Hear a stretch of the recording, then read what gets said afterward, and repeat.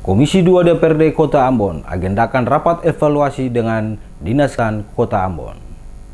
Viralnya pemberitaan tentang penerimaan peserta didik baru tahun 2018-2019 di Kota Ambon membuat DPRD Kota Ambon mengambil sikap. Untuk mengetahui kejelasan atas persoalan itu, maka DPRD setempat menjadwalkan untuk menggelar rapat koordinasi dengan OPD terkait. Menyikapi hal ini, Ketua Komisi 2 DPRD Kota Ambon Joy Mainaki menilai sistem ini bukan tanpa kritik karena di banyak tempat sekolah-sekolah yang dianggap favorit berkumpul hanya di satu zona atau daerah saja. Ia menilai penerimaan siswa baru adalah permulaan yang baik untuk berpikir secara menyeluruh agar kualitas pendidikan unggul dan merata. Sayangnya, adanya sistem zonasi ini banyak menimbulkan pro kontra, terutama di kalangan sekolah favorit yang masih mengesampingkan sistem penerimaan yang benar sesuai dengan Juknis. Ia mencontohkan, ada sekolah favorit yang menerima siswa berdasarkan hubungan emosional, sehingga banyak siswa yang nilainya bagus tidak terakomodir. Oleh karena itu, menurut Mainaki, kendati pun proses penerimaan telah selesai dan proses pembelajaran sudah mulai berjalan, evaluasi perlu dilakukan sehingga ke depan tidak terjadi lagi persoalan yang seperti dialami tahun ini.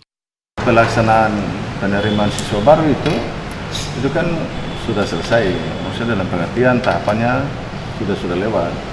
Tapi apapun bentuknya tetap harus dievaluasi. Nah, dari pengalaman yang ada di komisi, dasar untuk rapat kerja komisi dengan OPD itu biasa dilakukan menindaklanjuti kalau ada keberatan, ada pengaduan masyarakat.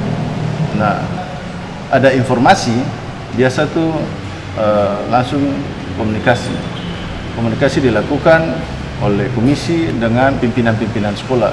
Itu diambil langkah itu, memang ada informasi selentingan dan sebagainya.